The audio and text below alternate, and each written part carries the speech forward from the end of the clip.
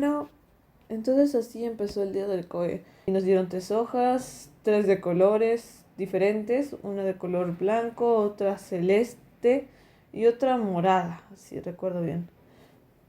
Y en cada una de ellas iban a ir preguntas, estaciones diferentes. En una iba a ir preguntas que tuvieran que ver con anamnesis, examen físico y exámenes complementarios. Y bien, el examen lo terminamos haciendo a las 9. Y así pasó. Y este vendría a ser el resumen de cómo estaban distribuidas las estaciones en el examen. Aquí podemos ver que la estación 1 estaba por allí. Ajá. Entrabas,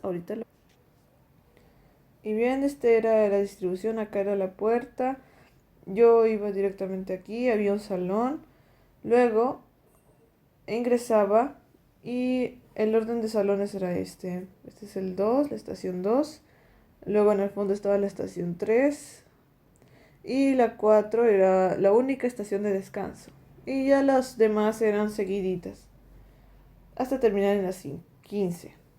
Y eso, cada estación tenía como 5 minutos para poder contestar la pregunta, hacer el examen físico y entre otras cosas. Ahora vayamos con el resumen de exactamente lo que pasó en este examen. Bien, empezando con la primera estación,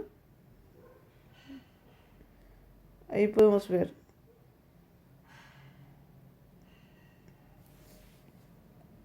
Bien, en la primera estación lo que nos pedían era anamnesis, diagnóstico el principal diagnóstico de todos, de hecho, y 3 diagnósticos diferenciales. En anamnesis, ¿qué tenía que ir?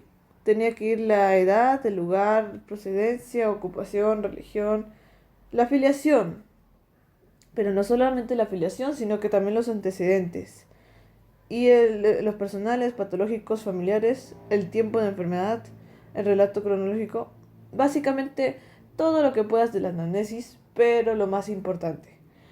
Y aquí lo más importante era poner el tiempo de enfermedad, el relato cronológico, el motivo de consulta, así bien redactado, y claro, la afiliación. Y a los antecedentes patológicos, preferiblemente. Eso le tenías que preguntar al paciente actuado. Bien, incluso el paciente actuado, acá hubo algo. Que cuando tú tenías que preguntar acerca del examen físico, el, el paciente pues te daba una hojita chiquitita donde tenía la inspección, la palpación, la percusión y la auscultación. O sea, en esa hojita pequeñita se resumía todo el examen físico. Tú ya no tenías que hacer nada, solamente tenías que leer cómo era su examen físico, cómo lo relataban y según tu criterio de lo que le has preguntado y según lo que has leído de esa hojita pequeñita que te dio el mismo paciente, tienes que sacar tu conclusión para el diagnóstico y para los diferenciales. Eso es lo que tenías que hacer en las estaciones 1, 2, 3 y 4. La estación 5 era de descanso.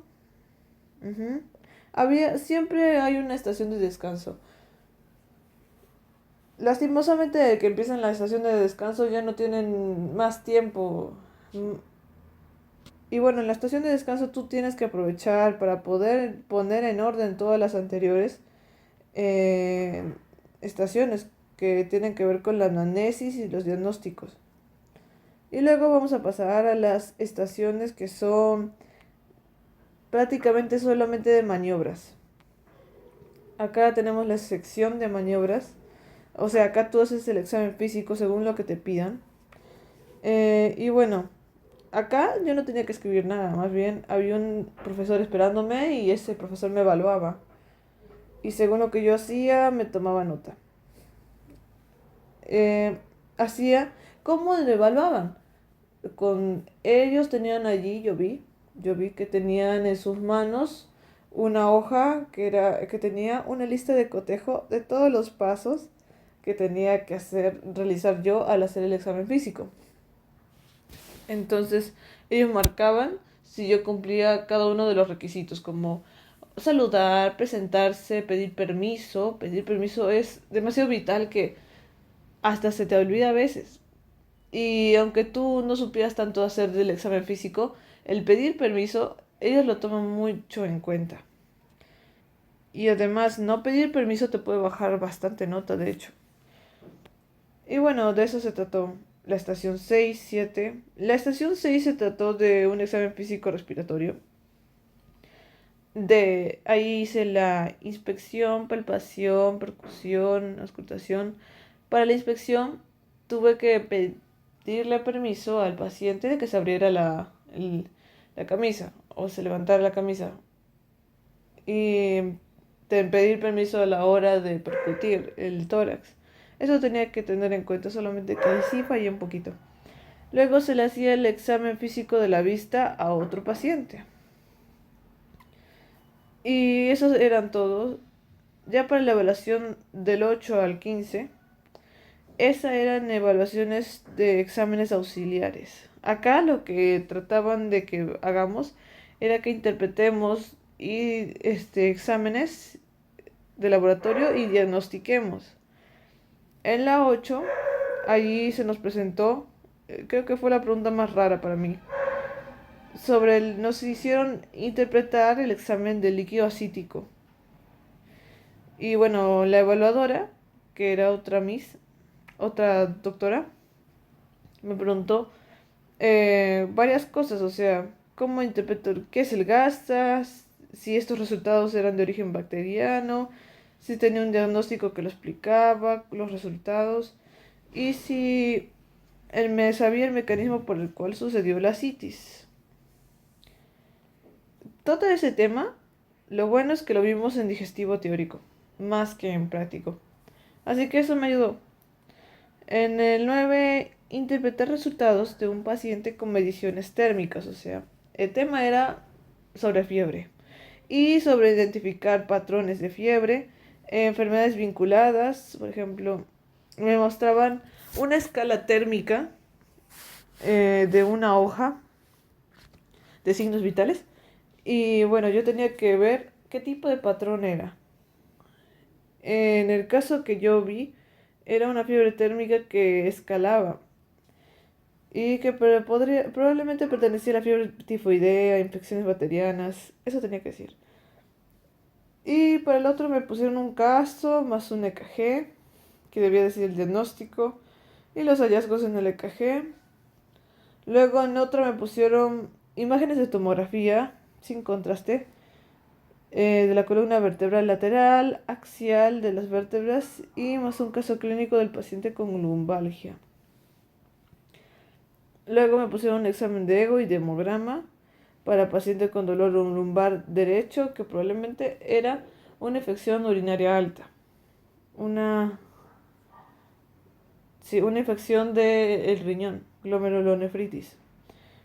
También hubo una imagen del tórax con consolidaciones del lóbulo medio derecho y efusión pleural derecha. Yo tenía que describir la radiografía exactamente. Y para el penúltimo había un examen de laboratorio, hemograma, leucocitosis, enzimas hepáticas. Repásense ese tema siempre. Y debes dar su diagnóstico. Y para la última terminamos con un TAC de cabeza axial y se observaba una hemorragia en la región de la arteria cerebral media. Y diagnóstico posible, un posible ACV isquémico, hemorrágico. Algunos chicos decían que era hemorrágico izquierdo. Y eso era. Y eso trató todo el ECOE. Duró más de una hora, es verdad.